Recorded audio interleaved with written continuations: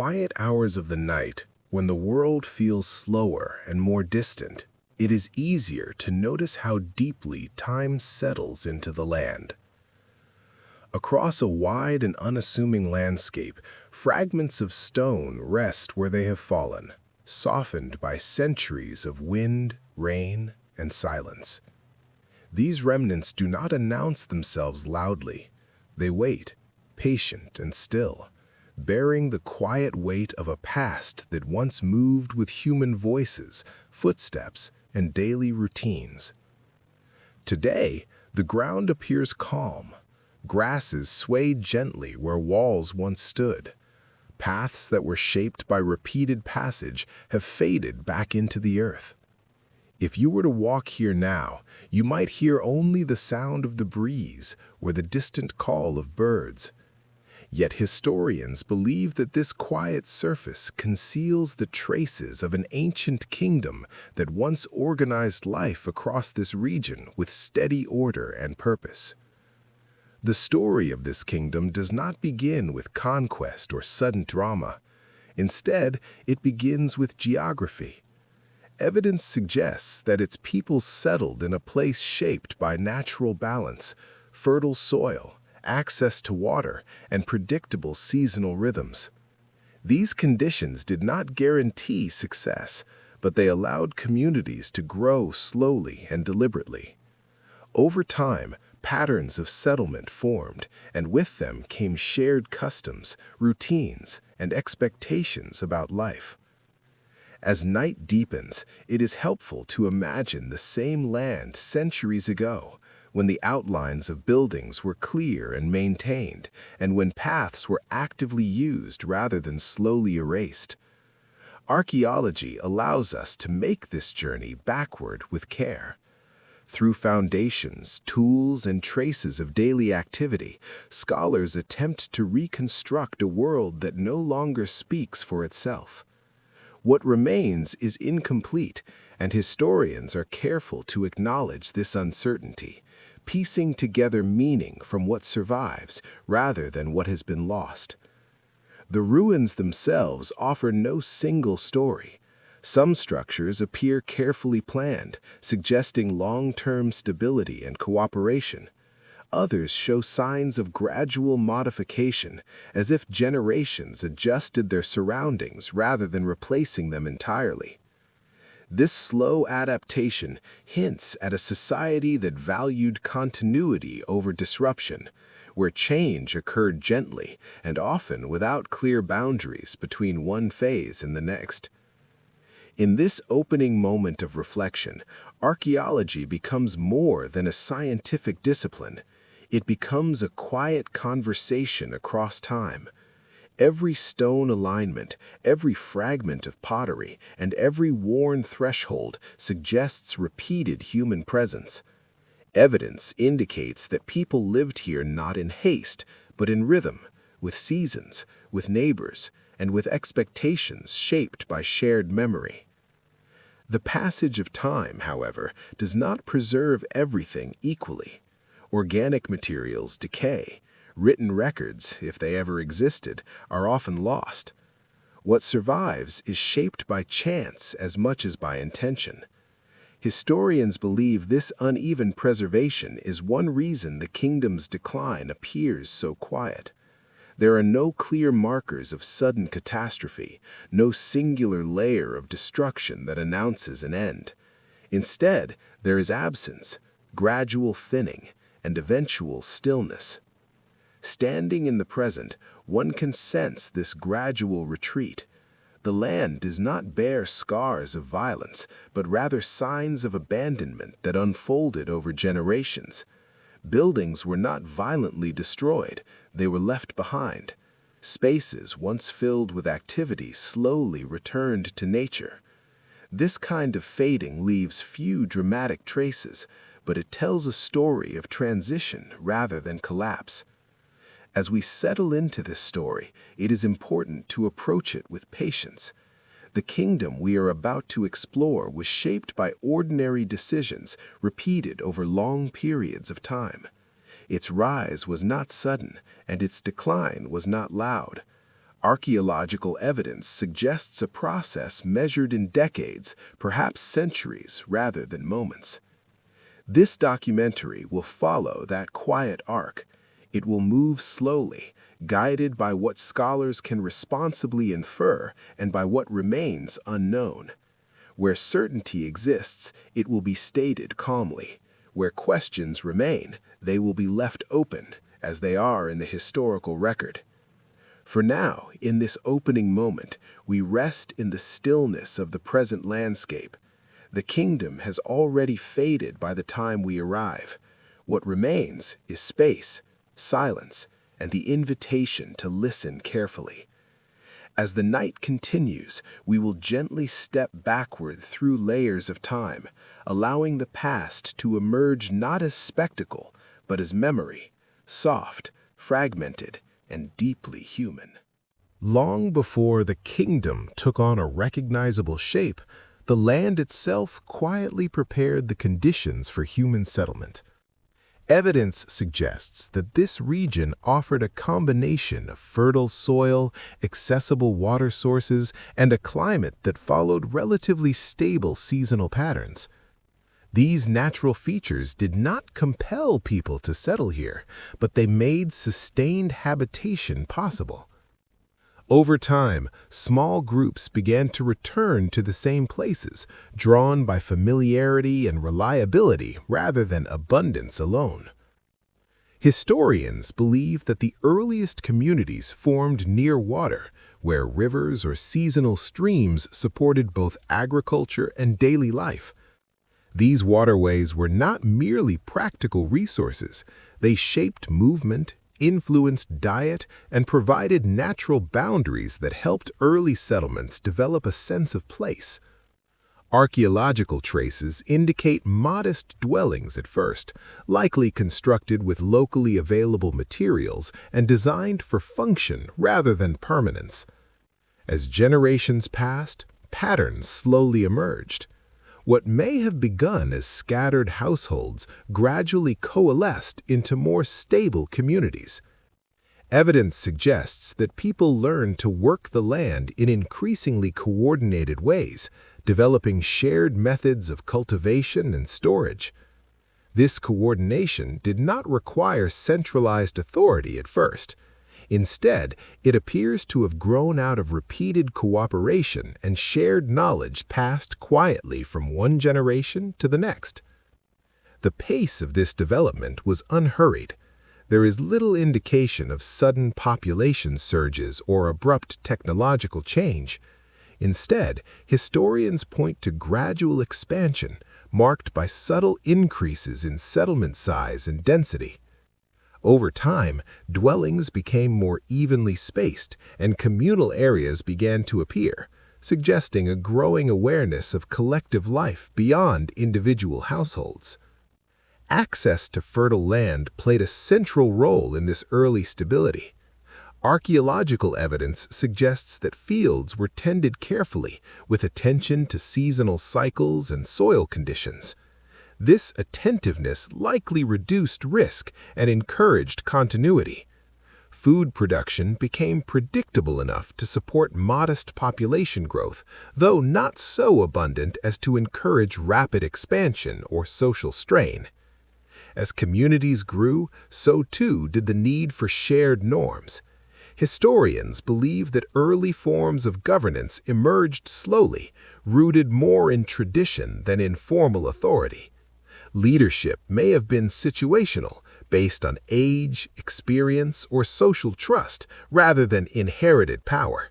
These early structures were likely flexible, adapting as circumstances required rather than enforcing rigid control. Cultural foundations also began to take shape during this period.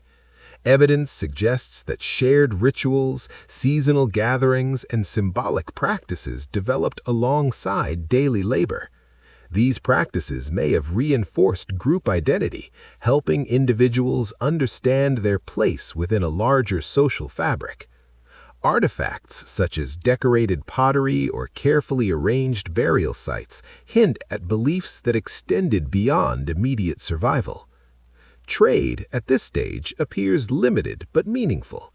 Archaeological findings indicate the exchange of goods with neighboring communities, often involving materials not found locally. These exchanges were likely infrequent and small in scale, but they suggest early connections beyond the immediate landscape. Such interactions may have introduced new ideas and practices, subtly influencing local culture over time. The growth of population during this early period appears steady rather than dramatic. Historians caution that estimates remain uncertain as evidence is fragmentary and unevenly preserved. Still, the gradual expansion of settlement areas suggests a society that was comfortable enough to grow, yet cautious enough to avoid overextension. Environmental conditions continued to shape development. Periods of favorable climate likely supported expansion, while less predictable seasons may have encouraged restraint. Evidence suggests that communities responded to these fluctuations by adjusting agricultural practices rather than abandoning their settlements entirely. This adaptability may have contributed to the kingdom's later resilience. Over time, the repeated patterns of daily life began to solidify into something more enduring. Paths worn by consistent use, shared construction techniques, and increasingly complex social relationships all point toward a society slowly organizing itself. There is no clear moment when this collection of communities became a kingdom. Instead, historians believe the transition was gradual, marked by accumulation rather than transformation. As this chapter closes, the early foundations of the kingdom remain quiet and understated. They are defined not by conquest or innovation, but by patience, cooperation, and attention to the land. These origins would shape everything that followed, embedding stability and continuity deep within the structure of the society. In the chapters ahead, we will see how these early choices influenced daily life, governance, and the long, gentle arc of the kingdom's history. As the kingdom settled into long periods of stability, daily life unfolded in steady and familiar patterns. Evidence suggests that most people live it close to the land, shaping their routines around the seasons and the requirements of food production. Fields were tended with care, and tasks were repeated year after year, creating rhythms that linked work, rest, and expectation. These routines did not demand constant innovation. Instead, they relied on accumulated knowledge and careful observation of the natural world. Historians believe that households formed the core of social organization. Homes were likely shared by extended family groups, with spaces designed to accommodate both daily tasks and communal activities. Archaeological remains indicate areas for food preparation, storage, and rest, suggesting lives structured around cooperation rather than individual separation. The layout of these dwellings points to an emphasis on practicality and continuity. Food production occupied much of daily attention. Evidence suggests that crops were cultivated using methods adapted to local soil and climate, while animals may have been kept in small numbers for labor, food, or secondary products.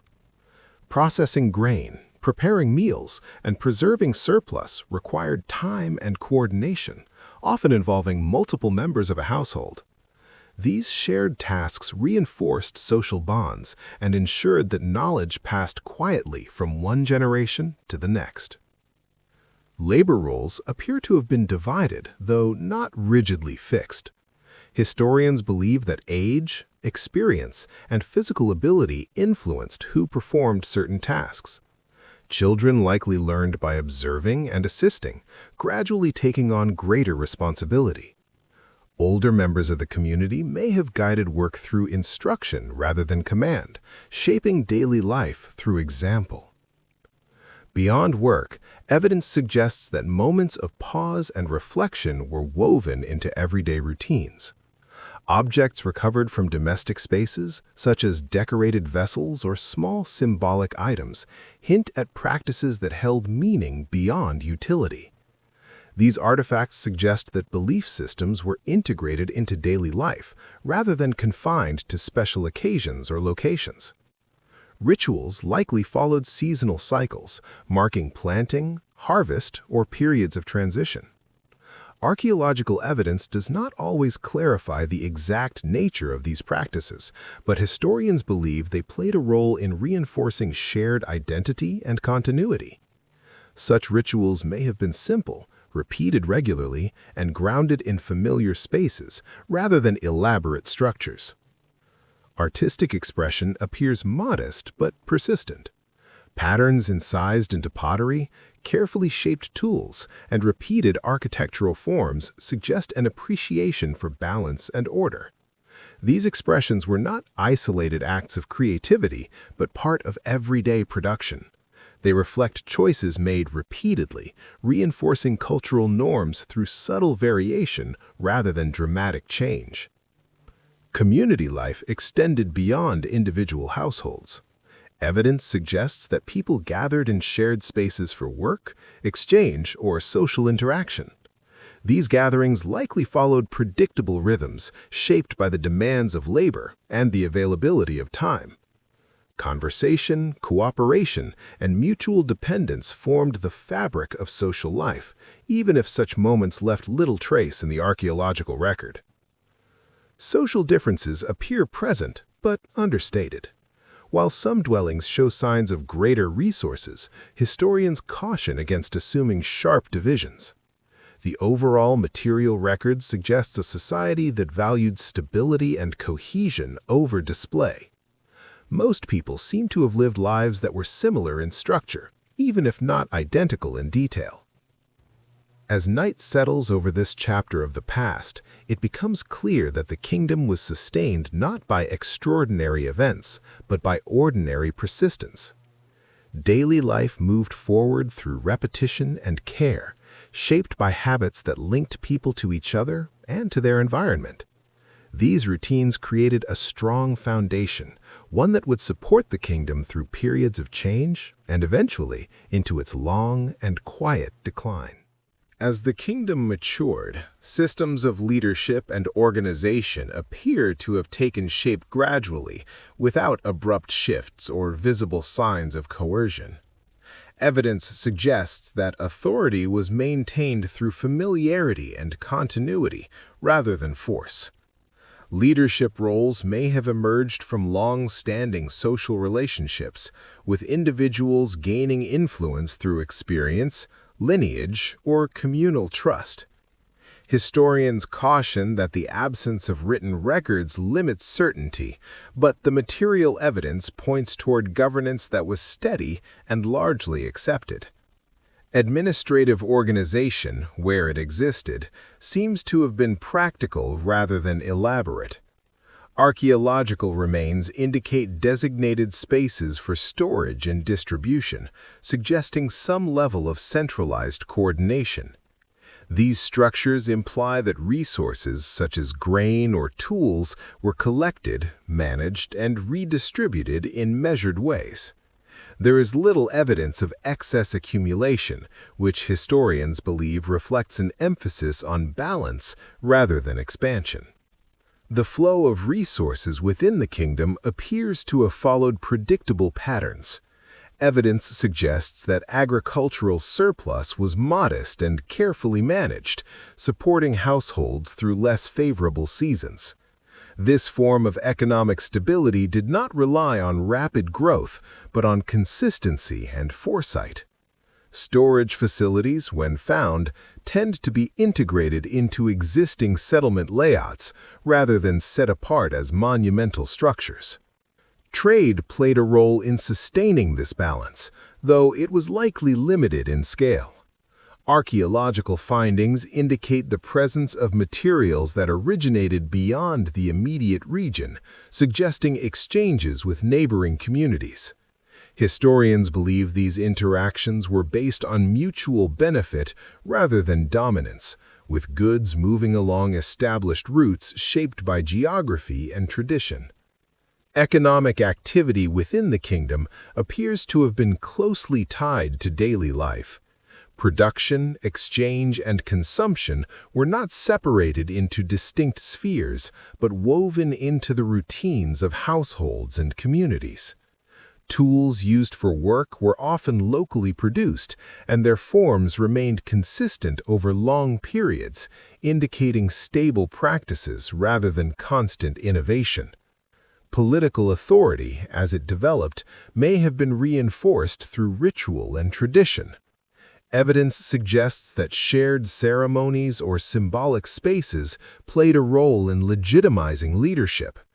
These practices likely emphasized continuity with the past, connecting present authority to ancestral memory rather than individual ambition. Historians note that such systems tend to leave subtle traces, making interpretation cautious and provisional. The distribution of labor and resources appears to have been organized with an awareness of communal needs. Evidence indicates coordinated efforts during planting and harvest, as well as shared responsibilities in maintaining infrastructure.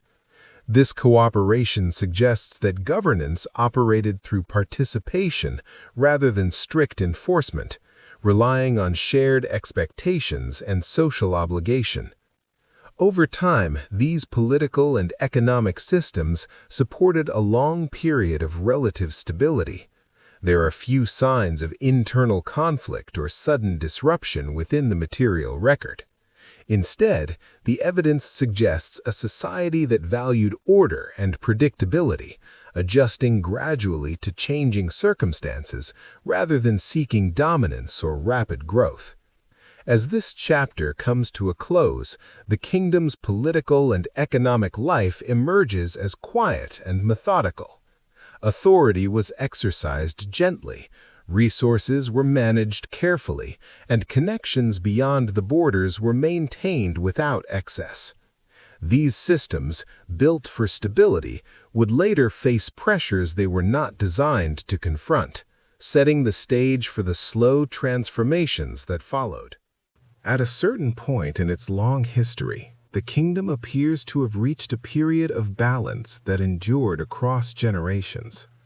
Archaeological evidence suggests that settlements were neither rapidly expanding nor in retreat, but instead maintained at a scale that matched available resources. This stability did not arrive suddenly. Rather, it seems to have grown out of the careful decisions and accumulated habits formed during earlier centuries. Historians believe that during this time, daily life followed well-established rhythms that required little adjustment. Agricultural practices appear consistent across multiple layers of evidence, indicating that methods refined over time continued to meet the needs of the population. Fields were worked predictably, storage systems functioned as intended, and seasonal cycles guided labor without placing excessive strain on communities. Architecture from this period reflects a similar sense of continuity. Evidence suggests that buildings were constructed with attention to durability and maintenance rather than display. Walls were reinforced, layouts refined, and communal spaces preserved. These choices imply a society more concerned with long-term use than with symbolic monumentality. The absence of sudden architectural shifts supports the view that this period was marked by confidence in existing systems. Cultural expression also appears steady and restrained. Artifacts recovered from this phase show consistent styles and techniques, repeated with minor variations rather than radical change. Pottery forms, decorative patterns, and tool designs suggest shared aesthetic values that persisted over time. Historians believe this repetition reinforced social cohesion, allowing individuals to recognize themselves as part of a larger, enduring tradition. Social relationships during this period likely benefited from predictability. Evidence suggests that roles within households and communities were well understood, reducing the need for constant negotiation or restructuring. This familiarity may have contributed to a sense of security, where individuals could anticipate expectations and rely on established networks of cooperation. Trade connections appear to have continued at a measured pace. Archaeological findings indicate ongoing exchange with neighboring regions, though without significant expansion. These interactions seem to have complemented local production rather than replacing it. Historians interpret this balance as a sign of economic confidence, where external connections were maintained without dependence. Population levels during this period appear relatively stable. While precise numbers remain uncertain, settlement patterns suggest neither dramatic growth nor sharp decline. This equilibrium likely reduced pressure on land and resources, allowing communities to sustain themselves without overextension. Evidence suggests that this balance may have been one of the kingdom's greatest strengths. Religious or symbolic practices also seem to have followed established forms. Ritual spaces were maintained, and traditional practices likely continued without major transformation. Historians believe that these shared observances reinforced continuity, linking present generations with those who came before. The persistence of these practices suggests a society comfortable with its identity. It is important to note that this period of stability should not be understood as perfection or uniform prosperity. Evidence suggests variations in wealth and status still existed, but they appear muted within the broader pattern of continuity. The material record does not point to extremes, but rather to moderation. As this chapter draws to a close, the kingdom stands at its most settled and enduring point. Its systems function quietly, its culture repeats familiar forms, and its people live within patterns shaped by long experience. This stability, sustained over time, would eventually face challenges not through sudden disruption, but through gradual shifts that tested the limits of balance itself. The steady balance that had supported the kingdom began to feel subtle strain. Archaeological evidence does not point to a single moment of disruption, but rather to a series of gradual changes that unfolded across generations. Historians believe that these pressures accumulated quietly, often unnoticed in the rhythms of daily life, until their combined effect reshaped the society. Environmental conditions appear to have shifted slowly during this period. Evidence suggests that changes in rainfall patterns or soil quality may have affected agricultural productivity. These shifts were not sudden enough to force immediate abandonment, but they likely required constant adjustment. Communities may have responded by altering planting schedules, expanding cultivated areas, or relying more heavily on stored resources, placing additional demands on existing systems. Trade networks also seem to have evolved. Archaeological findings indicate a reduction or alteration in the flow of certain goods, suggesting that long-established exchange routes became less reliable. Historians believe this may have been due to changes beyond the kingdom's borders, such as the rise of alternative trade centers or shifts in regional connectivity. These developments would have reduced access to external materials, subtly narrowing economic options. Demographic pressures may have played a role as well. Evidence suggests that population levels fluctuated during this period, though precise patterns remain uncertain. In some areas, settlements appear to have contracted, while others show signs of crowding or reorganization. These changes could reflect internal migration, resource stress, or evolving social priorities rather than dramatic population loss. Administrative systems designed for stability rather than adaptation may have struggled under these accumulating demands. Historians believe that governance structures that once functioned smoothly may have become less responsive over time. The redistribution of resources, maintenance of infrastructure, and coordination of labor would have required increasing effort as conditions grew more complex. The material record shows signs of gradual simplification. Evidence suggests that construction projects became less frequent and repairs more modest. Architectural maintenance continued, but often with fewer resources or reduced scale. These changes imply a careful management of limitations rather than sudden failure. Cultural practices also appear to have adjusted. Some ritual spaces were maintained, while others fell into disuse. Historians interpret this as selective continuity, where communities preserved certain traditions while letting others fade. Such choices may reflect changing priorities in response to practical concerns. Importantly, historians emphasize that these pressures did not unfold uniformly across the kingdom.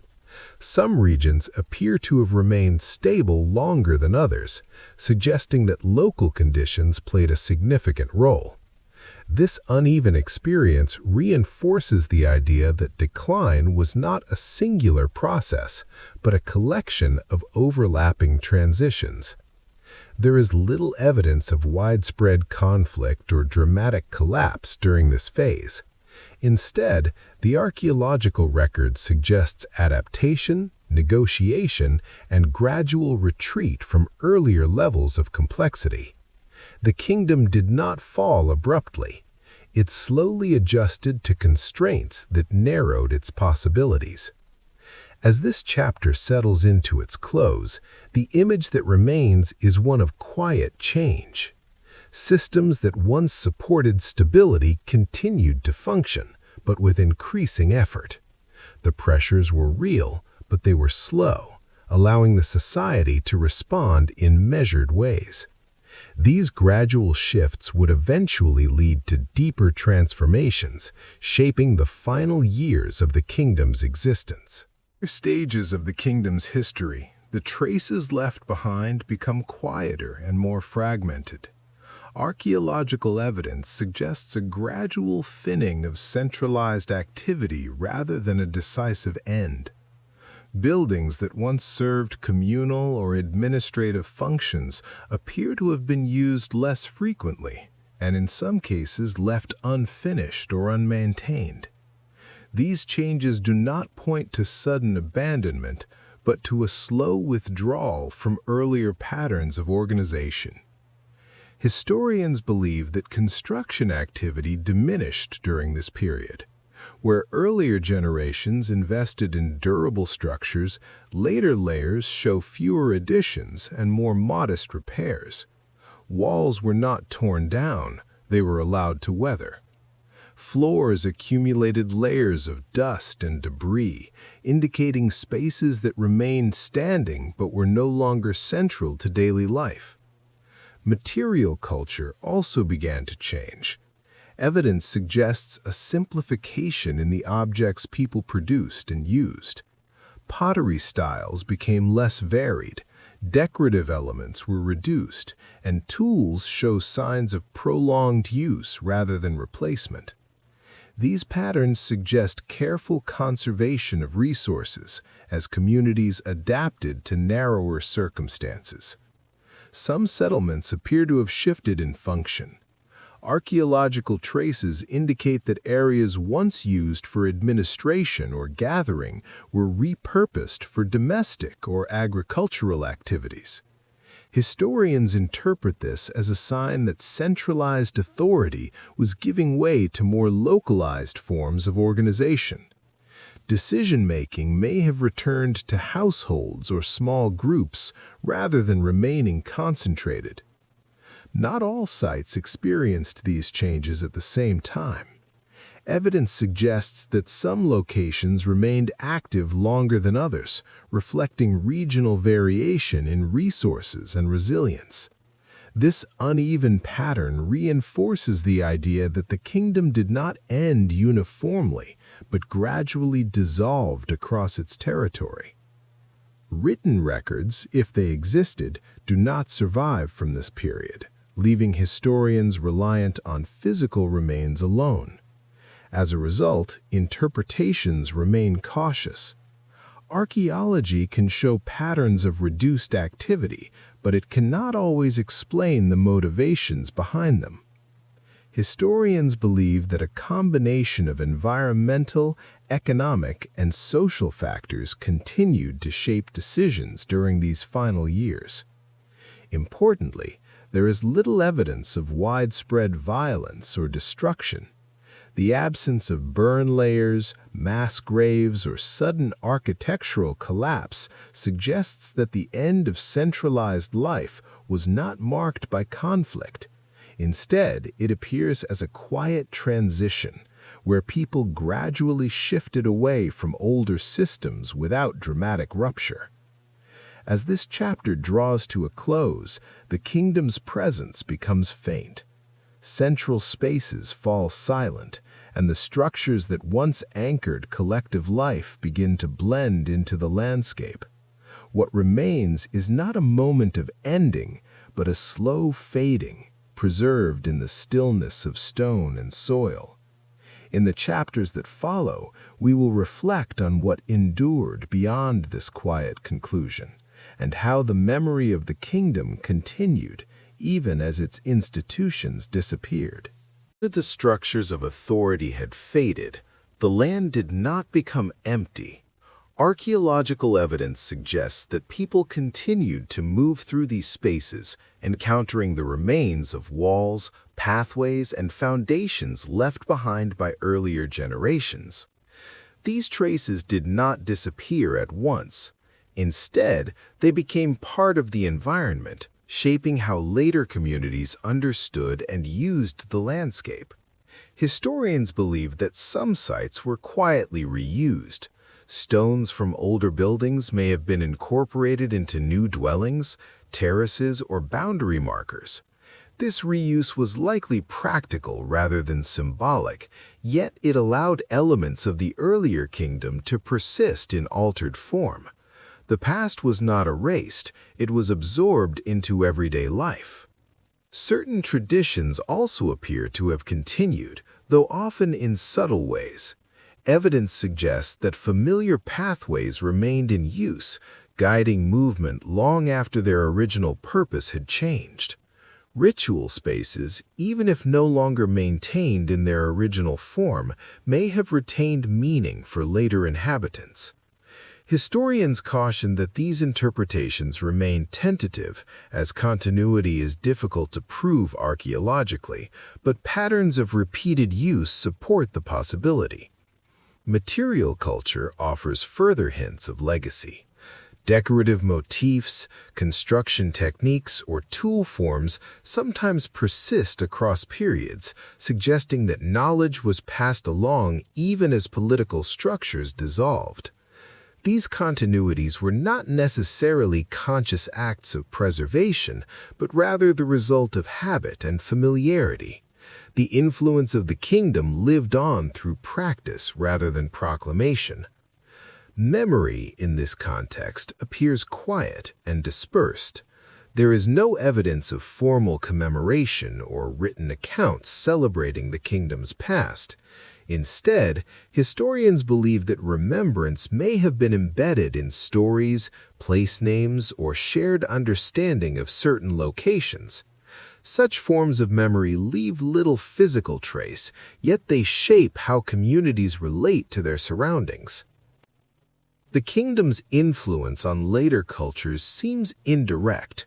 Rather than dominating subsequent developments, it provided a framework that others adapted to their own needs. Agricultural practices, settlement patterns, or concepts of space may have continued in modified form, reflecting continuity without continuity of rule. Over time, natural processes further softened the remains. Soil accumulated, vegetation grew, and structures slowly blended into the landscape. Archaeology reveals these layers of reuse and abandonment, showing how each generation reshaped the land without fully severing ties to the past. The kingdom became less a historical entity and more a presence woven into the terrain. As this chapter draws toward its end, the legacy of the kingdom appears neither triumphant nor tragic. It is defined by persistence in small details, by continuity without dominance. What remains is not a monument to power, but a quiet inheritance, one that shaped later lives gently and without insistence. In this way, the kingdom's story continues, not through command or memory alone, but through the enduring relationship between people and place. As the night deepens, the story slowly returns to the present landscape. The land rests quietly, much as it has for centuries, holding the traces of lives once lived and now passed into memory. Stones remain where they fell, paths fade into the soil, and the air carries a stillness shaped by time rather than by human activity. Historians believe that this silence is not emptiness, but accumulation. Layer upon layer of human presence has settled into the ground, leaving patterns that can still be read with care. Archaeology allows us to glimpse these layers, though never completely. Evidence suggests that much of the kingdom's story will always remain beyond recovery, softened by time and chance. Throughout this journey, we have seen how the kingdom emerged gradually, found balance, and then slowly transformed. There was no single moment that defined its beginning or its end. Instead, there were choices repeated over generations, shaped by environment, custom, and quiet adaptation. This continuity, more than any event, defined the rhythm of its history. The people who lived here likely did not think of themselves as part of a rise or a decline. Historians believe they experienced life as a series of familiar days, guided by routines and relationships rather than by awareness of historical change. In this way, their experience mirrors our own, linking past and present through shared human patterns. As time moved forward, the structures of authority faded, but life continued in altered forms. Evidence suggests that memory persisted not through records or monuments, but through use, habit, and subtle understanding of place. The land became a quiet archive, holding traces without insisting on interpretation.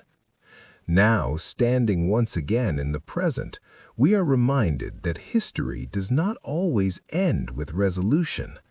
Many stories remain open, shaped by what survives and what is lost.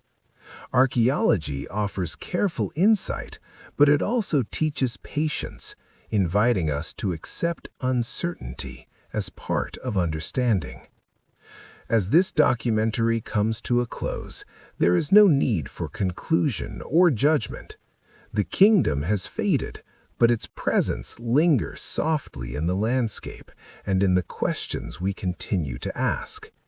Time moves forward, carrying both change and continuity together. With these thoughts, the story gently settles. The past rests where it belongs, and the present grows quiet. As the night continues, you may allow these reflections to drift, just as the kingdom itself once did, slowly and without urgency, into the calm of time.